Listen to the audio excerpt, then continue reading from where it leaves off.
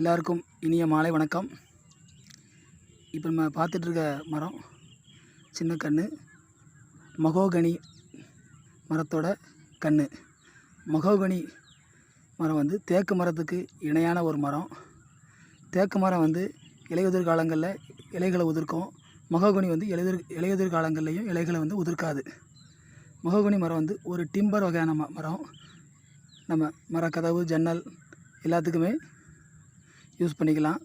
Mahogany மரம் வந்து 2 வருட மரம். 10 அடி, அதுக்கு 10 அடி 15 அடி வரை வளர்ந்துடும். அதில் நம்ம வந்து கொடி மிளகும் சாகுபடி பண்ணிக்கலாம். தேக்கு மரத்தில் நம்ம கொடி மிளகு நம்ம சாகுபடி பண்ண முடியாது.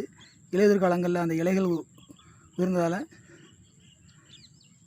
கொடி மிளகுக்கு வந்து இணல்லாம் போயிடும். கொடி மிளகு வந்து மரத்தோட இணலில் தான் வளரக்கூடிய ஒரு தாவரம்.